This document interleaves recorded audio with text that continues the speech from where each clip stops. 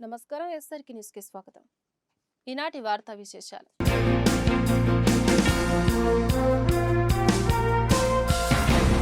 గుంటూరు నగరంలో ప్రతిష్టాత్మకంగా జరుగుతున్న శంకర్ విలాస్ ఆర్ఓబి అభివృద్ధి పనులను జిల్లా కలెక్టర్ తమీం అన్సారియా శనివారం పరిశీలించారు. ట్రాఫిక్ ఇబ్బందులు ఎదురవుతున్నట్లు తన దృష్టికి రావడంతో అభివృద్ధి పనుల పరిశీలనకు కలెక్టర్ వచ్చారు. పనులు సకాలంలో పూర్తి చేసి ప్రజల సమస్యలను పరిష్కరిస్తామని ఈ సందర్భంగా కలెక్టర్ భరోసా ఇచ్చారు. రహదారులు, భవనాల శాఖ కార్యనిర్వాహక ఇంజనీర్ విశ్వనాథ్, చిన్నయ్య, సాయికృష్ణ తదితరులు కలెక్టర్ పర్యటనలో పాల్గొన్నారు.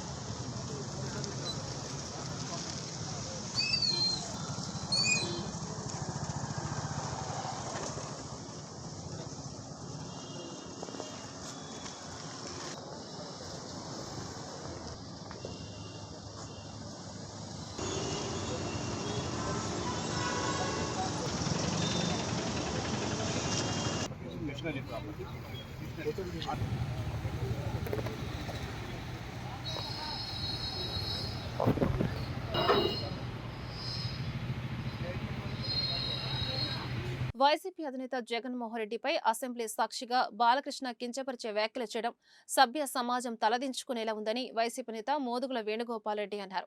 తెలుగు సినిమా రంగంలో ప్రముఖులు బాలకృష్ణను నియంత్రించాల్సిన అవసరం ఉందని చెప్పారు. గుంటూరు బృందావన గార్డెన్స్ లోని వైసీపీ కార్యాలయంలో శనివారం ఫిర్యాదుల కోసం వైసీపీ ప్రవేశపెట్టిన యాప్ పోస్టర్లను మోదుగుల ఆవిష్కరించారు. సినిమా పరిశ్రమ అభివృద్ధికి జగన్మోహన్ రెడ్డి చేసిన కృషిని గుర్తు చేసుకోవాలని హితవు పలికారు. బాలకృష్ణ ఇదే విధంగా వ్యవహరిస్తే ప్రజలు కూడా క్షమించరని హెచ్చరించారు. పోతిన మహేష్, అంబటి మురళి తదితరులు సమావేశంలో పాల్గొన్నారు. ముందున్నది మంచి కాలం అనేటువంటి భావన మా వైఎస్ఆర్సీపీ కార్యకర్తల్లో కూడా నెలకొంటుంది. ఎందుకంటే 2019, 2024 ఏ కార్యకర్తలు అయితే నిరాదరణకు గురయ్యారో ఆ కార్యకర్తల్ని గుండెల్లో పెట్టుకొని చూడాలనేటువంటి భావంతో మొన్న 24వ తారీఖు కేంద్ర పార్టీ కార్యాలయంలో జగన్మోహన్ గారి చేతుల మీదుగా డిజిటల్ బుక్ అనేటువంటిది మేము ప్రారంభించాం. ఆ డిజిటల్ బుక్లో ఏ కార్యకర్తలు అయితే నిరాదరణకు గురవుతున్నారో, ఏ కార్యకర్తలు అయితే అన్యాయానికి గురవుతున్నారో వాళ్ళని గుర్తుపెట్టుకొని రాబోయే రోజుల్లో ఈ పార్టీతో పాటు ప్రజలు ఆశీర్వదిస్తే అధికారంలోకి వస్తే వాళ్ళకు కూడా కొండంత అండగా ఉండాలనేటువంటి భావంతో, ఎందుకంటే ఒక ఎంబీ వరకు అయితే మనం గుర్తుపెట్టుకోగలుగుతుంది మన మైండ్. కొన్ని లక్షల మందికి అన్యాయాలు జరుగుతున్నాయి, కొంతమంది అన్యాయక్రాంతం అయిపోతున్నారు కార్యకర్తలు. తర్వాత వాళ్ళందరికీ కూడా అండగా ఉండాలి, రేపు పొద్దున మనం ఏదైనా ఈ పార్టీ తరఫున కానీ ప్రభుత్వం తరఫున కానీ అనే భావంతో ఈ డిజిటల్ బుక్ ప్రారంభించడం నిజంగా కార్యకర్తలు చాలా మనోభావం పెరిగింది. అంటే జగన్ గారు మారారు, జగన్ గారు ప్రభుత్వం ఎంత ముఖ్యమో పార్టీ కూడా అంతే ముఖ్యమైనటువంటి భావంతో నాకు ఈ రెండు కళ్ళు అనే సిద్ధాంతాన్ని 24వ తారీఖున వెలిబుచ్చటం మా కార్యకర్తల్లో, మా నాయకుల్లో కూడా చాలా ఆనందం పెరుగుతూ ఉంది. అయితే ఈ రోజున గుంటూరు జిల్లా పార్టీ కార్యాలయంలో అంబటి రాంబాబు గారు అమెరికా పర్యటన ఉండటం వల్ల మేమందరం, ఎందుకంటే ముఖ్యంగా మేము ఒక సజెషన్ తెలుసుకున్నాం. ఎందుకంటే ఈ డిజిటల్ బుక్లో ఓన్లీ అన్యాయానికి గురైనటువంటి కార్యకర్తలను అప్లోడ్ చేయడంతో పాటు ఎవరైతే పార్టీ కష్టపడ్డారో, రాజశేఖర రెడ్డి గారి జన్మదినాన, రాజశేఖర రెడ్డి గారి వర్ధంతి, జగన్మోహన్ రెడ్డి గారి జన్మదినాన ఏ కార్యకర్త అయితే రక్తదానాలు చేస్తున్నారో, అన్నదానాలు చేస్తున్నారో, పార్టీని కష్టకాలంలో గుండెల్లో పెట్టుకొని పెంచుతున్నారో వాళ్ళను కూడా డిజిటల్ బుక్లో ఒక కాలంలో పెడితే బాగుంటుందనేది మా యొక్క సజెషన్. ఎందుకంటే వాళ్ళు కూడా ఈ డిజిటల్ బుక్లో చూసుకొని నాకు దాంట్లో కూడా కొంచెం ర్యాంకింగ్ సిస్టమ్ ఇవ్వటం, మనం కూడా ఒక జడ్జిలాగా ఉండి ఈ కార్యకర్తలు ఎక్కువ కష్టపడుతున్నారు వాళ్ళని చూసి మిగతా కార్యకర్తలు నేర్చుకోవాలనేటువంటి భావంతో మన పార్టీలో మనకు కూడా ఒక కాంపిటీషన్ అన్నట్టుంటుంది, సామాజిక సేవ కానీ పార్టీ సేవకు కానీ అనేటువంటి భావన మాలో వెలుగుతూ ఉంది. డెఫినెట్గా దీన్ని కేంద్ర కార్యాలయం జగన్మోహన్ రెడ్డి గారు పాజిటివ్గా తీసుకుంటారని భావంతో, ముఖ్యంగా నిన్న మరి బాలకృష్ణ గారు అసెంబ్లీ వేదికగా మాట్లాడినటువంటి తీరు చూస్తూ ఉంటే నిజంగా ఎన్టీ రామారావు గారు బతుకుంటే చాలా బాధపడేవాడు. ఇటువంటి బిడ్డను నేను మరి శాసనసభకు పంపించానా, ఇటువంటి బాధాకరమైన సంఘటన. Because the language, the etiquette, the dress, ఎంత భారతదేశంలో పార్లమెంటులో ఉన్నటువంటి చూసి ప్రపంచ దేశాలు గౌరవపడతాయి. The language. ఈరోజు ఆంధ్రప్రదేశ్ అసెంబ్లీకి వెళ్ళాలంటే కూడా భయం వేస్తాం. ఈ రోజున గుంటూరు జిల్లా పార్టీ కార్యాలయంలో డిజిటల్ బుక్ పోస్టర్ని ఆవిష్కరించడం జరిగింది. డిజిటల్ బుక్ దేనికోసం అంటే ప్రజా సమస్యల కోసం పోరాడుతూ కూటమి ప్రభుత్వం వేధింపులకు గురైనటువంటి వైఎస్ఆర్సీపీ కార్యకర్తలకి, నాయకులకి అండగా నిలబడడానికి ఈ రోజున వైఎస్ జగన్మోహన్ రెడ్డి గారు డిజిటల్ బుక్ని ఏర్పాటు చేశారు. మరి కూటమి వేధింపులకు గురయ్యేటువంటి వైఎస్ఆర్సీపీ కార్యకర్తలకి, వైఎస్ఆర్సీపీ పార్టీ, అదేవిధంగా పార్టీ అధ్యక్షులు మాజీ ముఖ్యమంత్రి వర్యులు జగన్మోహన్ రెడ్డి గారు అన్ని విధాల అండగా ఉంటారని తెలియజేయడానికే ఈ రోజున ఈ డిజిటల్ బుక్ను కూడా మరి జగన్మోహన్ రెడ్డి గారు ప్రారంభించారు. కూటమి అధికారంలోకి వచ్చిన దగ్గర నుంచి కూడా వైఎస్ఆర్సీపీ పార్టీ కేడర్ని, నాయకుల్ని టార్గెట్ చేస్తాం, అన్యాయంగా కేసులు పెట్టి జైలు పాలు చేయడమే కాకుండా ఇష్టానుసారం అవమానాలకి గురి చేస్తున్న అనేక అంశాలు ఈ రాష్ట్రంలో జరిగినాయి. మరి వారందరికీ కూడా కూటమి ప్రభుత్వ వేధింపుల నుంచి రక్షణ కల్పించడానికి, వైఎస్ఆర్సీపీ కార్యకర్తలకి, నాయకులకి అండగా నిలబడడానికి జగన్మోహన్ రెడ్డి గారు ఈ డిజిటల్ బుక్ తీసుకొచ్చారు. కార్యకర్తలకి ఎవరికి అన్యాయం జరిగినా, నాయకులకి ఎవరికి అన్యాయం జరిగినా, ఏ స్థాయిలో జరిగినా, ఎవరు చేసినా సరే ఆ వివరాలన్నీ కూడా డిజిటల్ బుక్లో పొందుపరిస్తే పార్టీ కేంద్ర కార్యాలయంలో ఈ సమాచారం అంతా ఉంటుంది. ప్రభుత్వం వచ్చిన తర్వాత ఖచ్చితంగా వాళ్ళందరికీ కూడా చట్టబద్ధంగా వాళ్ళని శిక్షించేటువంటి కార్యక్రమంతో పాటు కార్యకర్తలకి అన్ని రకాలుగా అండగా నిలబడడానికే ఈ రోజున ఈ డిజిటల్ బుక్ని మరి పార్టీ కూడా ప్రారంభించిందని తెలియజేస్తున్నాం.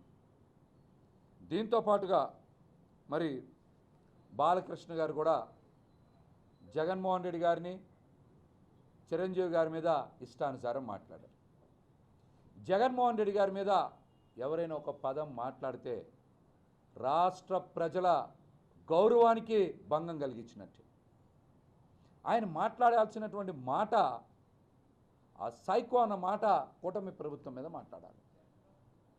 ప్రజలకి వైద్యం అందకుండా చేసి ఆరోగ్యశ్రీకి తుట్లు పొడుస్తున్నందుకు చంద్రబాబు గారి కూటమి ప్రభుత్వాన్ని సైకో ప్రభుత్వం అన్నారు. మెడికల్ కాలేజీల్ని ప్రైవేటు పరం చేసి పేద సామాన్య వర్గాలకి వైద్య విద్యను దూరం చేస్తున్నందుకు బాలకృష్ణ గారు చంద్రబాబు నాయుడు గారిని సైకో ప్రభుత్వం అని తిట్టాలి. గుంటూరు కలెక్టరేట్ కార్యాలయం వద్ద జొమాటో, స్విగ్గీ వర్కర్లు శనివారం ఆందోళన చేపట్టారు. All India Swiggy workers union గౌరవ అధ్యక్షులు లక్ష్మణరావుతో పాటు కార్మికులు ఈ సందర్భంగా మాట్లాడారు. ప్రతి శని, ఆదివారాల్లో తమ న్యాయబద్ధమైన సమస్యల పరిష్కారానికి జొమాటో కార్మికులు సమ్మె చేపడుతున్నారని చెప్పారు. గతంలో జరిగిన ఒప్పందాలకు అనుగుణంగా తమకు న్యాయం చేయాలని డిమాండ్ చేశారు. న్యాయం జరిగే వరకు తమ పోరాటం ఆగదని వారు స్పష్టం చేశారు.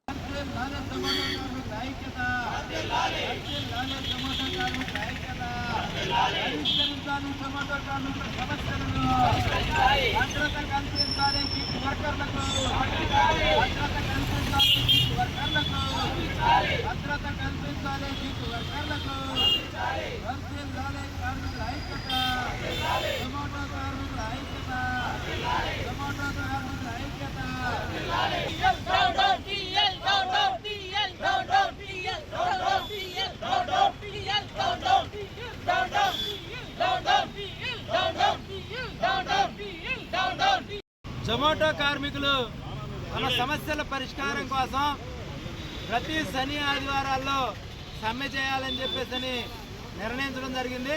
దానిలో భాగంగా ఈరోజు శనివారం జిల్లా కలెక్టర్ గారి కార్యాలయం వద్ద నిరసన తెలియజేసి కలెక్టర్ గారికి వినతి పత్రం ఇవ్వడం జరుగుతుంది. ప్రధానంగా గత జూన్ నెలలో జొమాటో కార్మికుల 5 రోజుల సమ్మె సందర్భంగా జొమాటో కంపెనీ ప్రతినిధులు కార్మిక శాఖ అధికారుల వద్ద వచ్చి చర్చలు జరిపిన సందర్భంగా సంవత్సరం మొత్తం కార్మికులందరికీ 375 రూపాయలు ఇన్సెంటివ్ ఇస్తామని చెప్పేసి హామీ ఇచ్చారు. దీంతో పాటు అప్పటికి ఉన్నటువంటి పేఅవుట్లు తగ్గించమని చెప్పేసి హామీ ఇవ్వడం జరిగింది. అప్పటికే కొనసాగుతున్నటువంటి 3 ఆర్డర్స్ స్లాబ్స్ ఏవైతే ఉన్నాయో ఈ ఆర్డర్ స్లాబ్లు 3ంటిని కొనసాగిస్తామని చెప్పేసి హామీ ఇచ్చారు. దానికి భిన్నంగా నెలన్నర తర్వాత గ్రాడ్యువల్గా మొత్తం ఇన్సెంటివ్లు పేఅవుట్లు తగ్గించడం జరిగింది. స్లాబులు కూడా 3 స్లాబుల్ని 2 స్లాబులకి మార్చి కార్మికుల్ని ఇబ్బంది పెట్టే విధంగా విధానాలు తీసుకొచ్చినటువంటి పరిస్థితి ఉంది.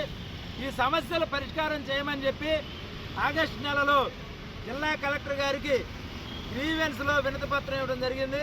ఆ సందర్భంగా కార్మిక శాఖ అధికారుల దగ్గర చర్చలకు వచ్చినటువంటి యాజమాన్యం ప్రతినిధులు సమస్యలు పరిష్కరించే దిశగా ఆలోచించకుండా మొండిగా వ్యవహరిస్తున్నటువంటి పరిస్థితి ఉంది.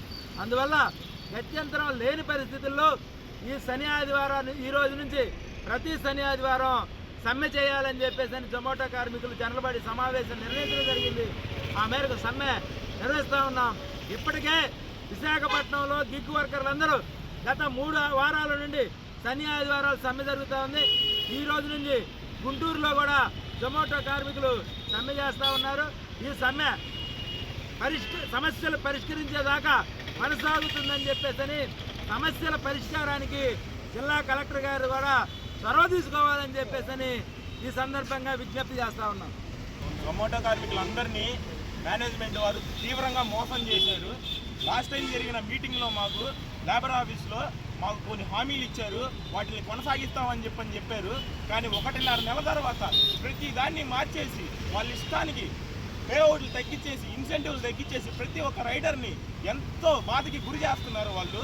మేము ఇప్పటికీ అడుగుతుంది ఏందిరా అంటే కిలోమీటర్కి నాన్ పీక్లో 10 రూపాయలు, పీక్ టైంలో 12 రూపాయలు, 375 రూపాయలు ఏదైతే మాటిచ్చారో ఇన్సెంటివ్ని దాన్ని 365 రోజులు కొనసాగించాలని, 7 గిగ్గులు 3 స్లాబుల్ని యథావిధిగా కొనసాగించాలని, బేస్ పే గత 5-6 సంవత్సరాలుగా ఒకటే బేస్ పే 20 రూపాయలని 1 ఆర్డర్ పడ్డా 2 ఆర్డర్లు పడ్డా మల్టీలు కూడా కలిపి 20 రూపాయలు మాత్రమే ఇస్తున్నారు. దాన్ని 20 రూపాయల నుంచి 30 రూపాయలకి బేస్ పేగా పెంచాలని చెప్పని పికప్లకి 1 కిలోమీటర్ దాటిన తర్వాత నుంచి పికప్కి మేము పేఅవుట్ అడుగుతున్నాం. అది 10 రూపాయలుగా మేము అనుకుంటున్నాం. 10 రూపాయలు ఇవ్వాలని చెప్పి కోరుకుంటున్నాం. మేము మా ఈ డిమాండ్స్ని వెంటనే మీరు తీర్చి మా అందరినీ కొంచెం విముక్తుల్ని కలిగిస్తారని చెప్పని బాధల నుంచి కోరుకుంటున్నాం. కూటమి ప్రభుత్వం వైద్య కళాశాలను ప్రైవేటీకరణం చేయడాన్ని వ్యతిరేకిస్తూ న్యాయ పోరాటం చేస్తామని వైసీపీ లీగల్ సెల్ రాష్ట్ర ప్రధాన కార్యదర్శి పోలూరి వెంకటరెడ్డి వెల్లడించారు. మెడికల్ కళాశాల ప్రైవేటీకరణను వ్యతిరేకిస్తూ శనివారం లార్జ్ సెంటర్ అంబేద్కర్ విగ్రహం వద్ద వైసీపీ లీగల్ సెల్ నిరసన కార్యక్రమాన్ని చేపట్టింది.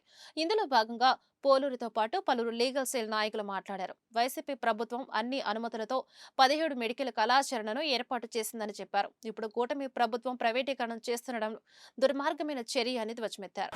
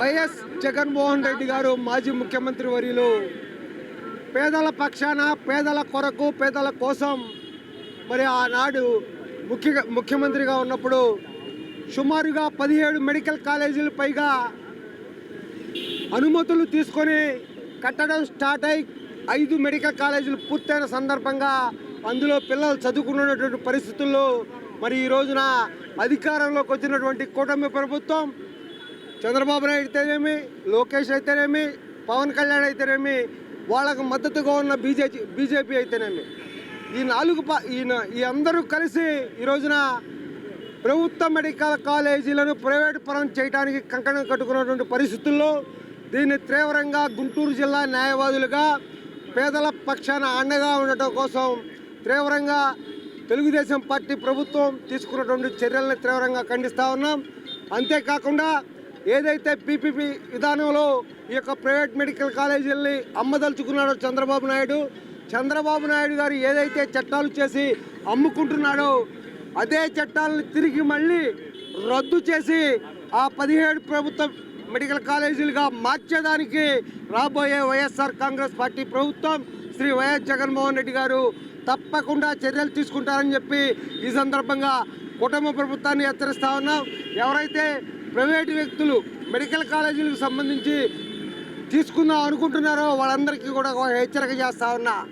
దయచేసి మీరు తీసుకోవద్దు. తీసుకున్నప్పటికీ కూడా 2029లో ఏదైతే వైఎస్ఆర్ కాంగ్రెస్ పార్టీ ప్రభుత్వం అధికారంలోకి వస్తుందో ఆ రోజున మళ్ళీ వాటన్నిటినీ కూడా ప్రభుత్వం స్వాధీనం చేసుకొని పేదలకు ఉచితంగా న్యాయం చేసేదానికి వైఎస్ఆర్ కాంగ్రెస్ పార్టీ ప్రభుత్వం ప్రయత్నం చేస్తుందని ఈ సందర్భంగా తెలియజేస్తా ఉన్నాం. ఈ సందర్భంగా గుంటూరు జిల్లా న్యాయవాదులుగా మేము పేదల పక్షాన పోరాడుతూ అవసరమైన మేరకు న్యాయపరంగా కూడా హైకోర్టుని కానీ సుప్రీంకోర్టుని కానీ ఆశ్రయించి ఈ మెడికల్ కాలేజీలని ప్రైవేట్ పరంగా కాకుండా కాపాడేదానికి న్యాయవాదులుగా సమాజంలో మా బాధ్యత. స్వాతంత్రంలో కీలక పాత్ర పోషించిన న్యాయవాదులు ఈ కాలేజీలకు సంబంధించి కూడా ప్రైవేట్ పరం కాకుండా అడ్డుకుంటామని ఈ సందర్భంగా తెలియజేస్తా ఉన్నా. పేద వర్గాలకు, దళిత వర్గాలకు మెడికల్ విద్య అనేది ఈరోజు అందుబాటులో లేని వ్యవహారం. ఈరోజు మెడికల్ సీట్ కావాలంటే మెరిట్లో ఆ సీట్ వస్తే పేద విద్యార్థులు చదువుకోగలరు.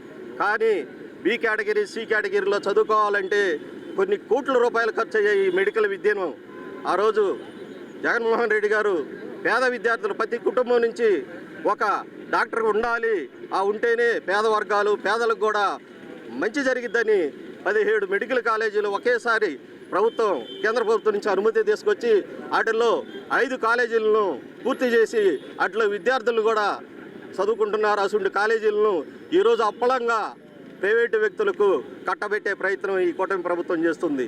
ఇది పూర్తిగా పేదలకు వ్యతిరేకం. పేద విద్యార్థులకు ఆరోగ్యాన్ని దూరం చేయటమే. ఈరోజు ఆరోగ్యశ్రీని గుర్తుపరుస్తున్నారు. ప్రభుత్వ మెడికల్ కాలేజీలను కూడా ప్రైవేటీకరణ చేస్తున్నారు. పీపీపీ అనే విధానాన్ని తెచ్చి మొత్తం కూడా వాళ్ళకి అనుకూలమైన వ్యక్తుల చేతుల్లో ప్రభుత్వ సంస్థలన్నింటినీ కూడా వాళ్ళకి అప్పలంగా ఇచ్చేసి ఈ మొత్తాన్ని కూడా పేదలకు విద్యని, ఆరోగ్యాన్ని దూరం చేసే ఈ కార్యక్రమాన్ని గుంటూరు లీగల్ సెల్ తరఫున మేము పూర్తిగా దాన్ని ఖండిస్తున్నాము. గుంటూరు నగరంలోని కిమ్స్ శిఖర హాస్పిటల్ శనివారం వరల్డ్ హార్ట్ డే వాగ్దాన్ని నిర్వహించింది. ప్రముఖ సినీ నటి శివాని అతిథిగా హాజరై వాగ్దాన్ని ప్రారంభించారు. కిమ్స్ శిఖర hospitals cardiac sciences director Nagasri హరిత మాట్లాడుతూ శారీరక శ్రమ, అసమతుల్య ఆహారం, మానసిక ఒత్తిడి యువతలో గుండె సమస్యలకు కారణమవుతున్నాయన్నారు. ప్రతిరోజు వ్యాయామం చేయడం ద్వారా గుండెను కాపాడుకోగలమని చెప్పారు. సీనియర్ కార్డియాలజిస్ట్ శివప్రసాద్ మాట్లాడుతూ రెగ్యులర్ చెకప్తో ఆరోగ్యంగా ఉండవచ్చని అన్నారు. కార్డియోథెరాసిక్ సర్జన్ డాక్టర్ శ్రీనివాస్ బాబు, యూనిట్ హెడ్ డాక్టర్ హరికుమార్, ఇతర వైద్యులు, వైద్య విద్యార్థినిలు ఈ వాగ్దానంలో పాల్గొన్నారు.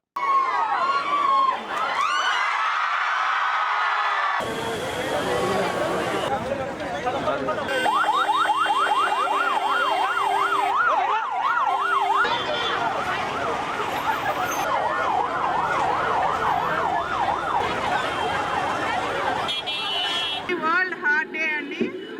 29 సెప్టెంబర్ మనందరం వరల్డ్ వైడ్గా వరల్డ్ హార్ట్ డే అనేది సెలబ్రేట్ చేసుకుంటాం. ఏదైనా మనం పండుగలు ఎలా సెలబ్రేట్ చేసుకుంటాము, మన కల్చర్ ఎలా ప్రాపగేట్ చేసుకుంటాము, అలాగే ఈ వరల్డ్ హార్ట్ డే అనేది కూడా గుండె జబ్బుల నివారణ కోసం మనం ప్రాక్టీస్ చేస్తూ ఉంటాం. ఇందులో ముఖ్యంగా మనం చేసేది ఏంటి అంటే అవేర్నెస్ ప్రోగ్రామ్స్. ఎవరెవరికి హార్ట్ డిసీజెస్ వస్తాయి, గుండె జబ్బుల లక్షణాలు ఏమిటి, ఎలా మనం ప్రివెంట్ చేసుకోగలగాలి ఈ జబ్బులు అనే దాన్ని పబ్లిక్ అవేర్నెస్ కోసం ఇట్లాంటి ఈవెంట్స్ కండక్ట్ చేయడం జరుగుతుంది. ఈ ఇయర్ థీమ్ ఏంటి అంటే డోంట్ మిస్ ఎ బీట్. అంటే గుండె జబ్బులతో మనందరం చూస్తున్నాం, సడన్గా డెత్ అయిపోవటం, సడన్గా కుప్పకూలిపోవటం, ఇలాంటి చిన్న చిన్న పిల్లల్లో కూడా మనం చూస్తున్నాం ఈరోజు. ఇలాంటివి జరగకుండా ఉండాలి, ఒక్క మనిషిని కూడా మనం కోల్పోకూడదు అనేది డోంట్ మిస్ ఏ బీట్ అనే అర్థం. సో ఈ థీమ్ని మనం అందరూ జనాల్లోకి తీసుకెళ్ళాలి. అందరూ ఎంత సాధ్యమైనంత వరకు జబ్బు గురించి తెలుసుకోవాలి. ఎర్లీ వార్నింగ్ సైన్స్ అంటే చిన్న చిన్న సిగ్నల్స్ మన బాడీ ఇస్తూ ఉంటుంది. హార్ట్ అటాక్ రాబోయే ముందు 90% మందికి అధ్యయనాల్లో చెప్పేది ఏంటి అంటే 90% మందికి హార్ట్ అటాక్ వచ్చే ముందు కానీ సడన్ డెత్ అయిపోయే ముందు కానీ ఏదో ఒక సిగ్నల్ కనిపిస్తుంది అని. సో ఇలాంటి సిగ్నల్స్ మనం మిస్ అయిపోతే మనం ఒక ప్రాణాన్ని కోల్పోతున్నాం. ఇలాంటివి జరగకుండా ఉండాలి అంటే మనకి ఈ అవేర్నెస్ అనేది చాలా అవసరం. సో దీన్ని అందరూ గుర్తుపెట్టుకొని ఒక ముఖ్యమైన ఈవెంట్గా కన్సిడర్ చేసి మన హార్ట్ ఇచ్చే చిన్న చిన్న సిగ్నల్స్ని మనం చూసుకొని ముందుకెళ్ళాలి అనే దాంతో ఈ ఈవెంట్ కండక్ట్ చేయడం జరుగుతుంది. ఇక్కడ మనం ముందు గమనించాల్సింది ఏంటంటే మన క్లోజ్ రిలేటివ్స్ మనం ఫ్రీక్వెంట్గా వింటాం, నిన్నటిదాకా మనతో తిరిగిన వాళ్ళు సడన్గా మనం హార్ట్ అటాక్ వచ్చి సడన్గా కొలాప్స్ అయ్యారు అని. కానీ 80% ఇలాంటి జబ్బుల్ని మనం ముందు జాగ్రత్తలు తీసుకుంటే డెత్ని ప్రివెంట్ చేయొచ్చు.